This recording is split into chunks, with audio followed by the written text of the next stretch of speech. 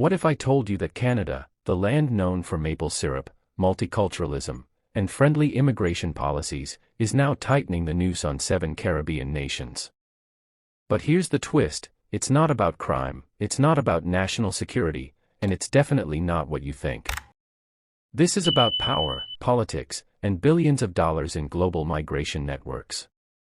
And by the end of this video, you'll understand why Canada is making this bold move, and whether it's a rational response or just another case of a global giant squeezing smaller nations for its own gain.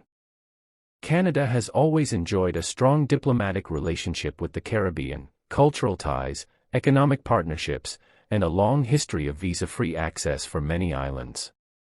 But now, that door is slamming shut.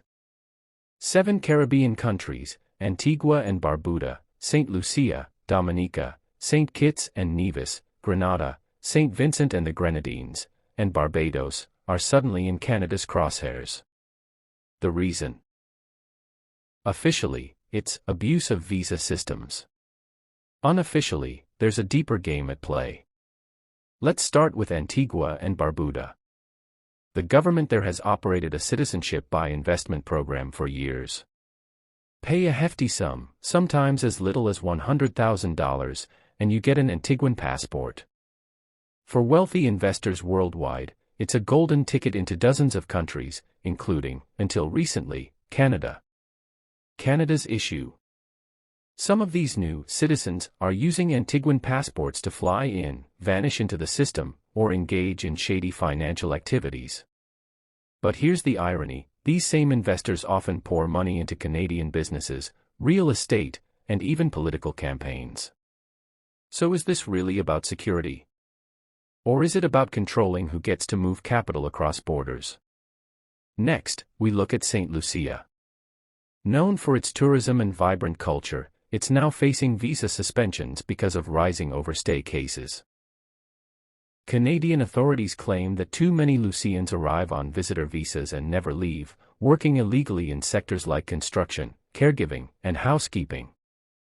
But here's the catch: many of those jobs are in high demand, and Canadian employers are quietly happy to hire under-the-radar labor at low wages. So who's really abusing the system?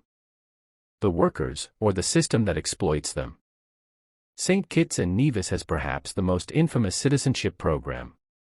It's fast, discreet, and highly controversial. Allegations of criminals, money launderers, and even sanctioned individuals buying kitty tea on passports have raised red flags. Canada responded by axing visa-free travel. But here's the double standard.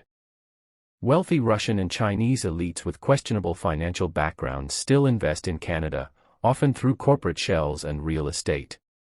Why crack down on a tiny Caribbean island while ignoring billion-dollar money laundering in Toronto's housing market?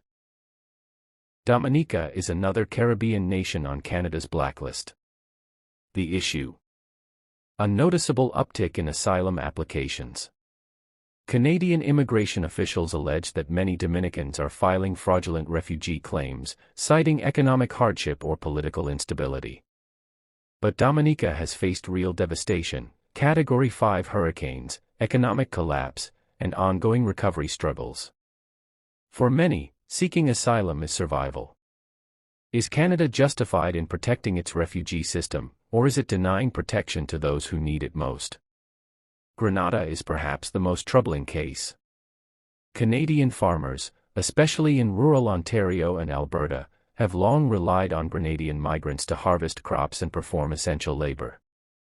Yet, as more Grenadians arrive on tourist visas and quietly blend into the underground labor force, Canada's government claims this illegal migration is threatening the integrity of their temporary foreign worker program. But here's the uncomfortable truth.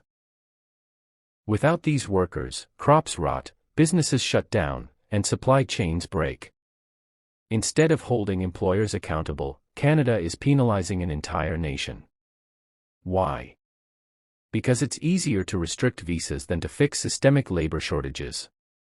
Let's talk about St. Vincent and the Grenadines, and the unexpected group caught in this visa crackdown: students.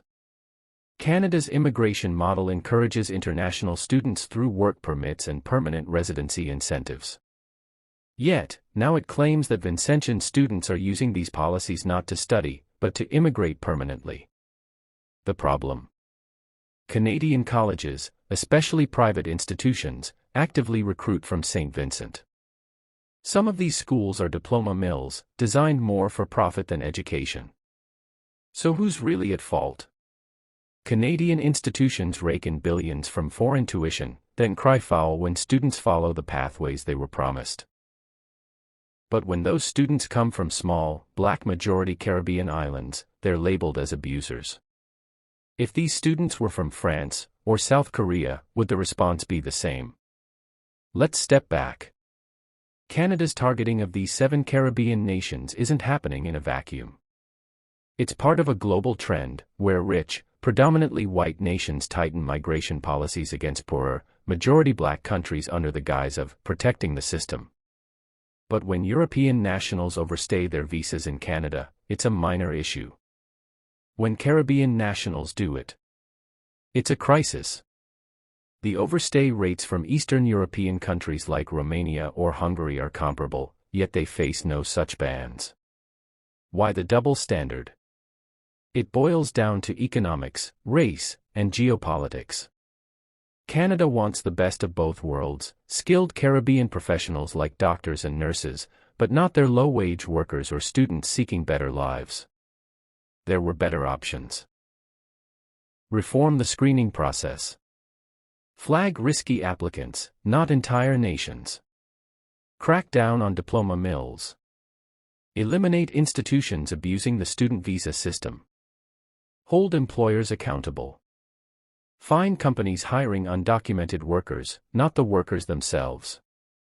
Invest in partnerships. Help Caribbean countries build up their economies instead of punishing them. But these are harder, long-term solutions.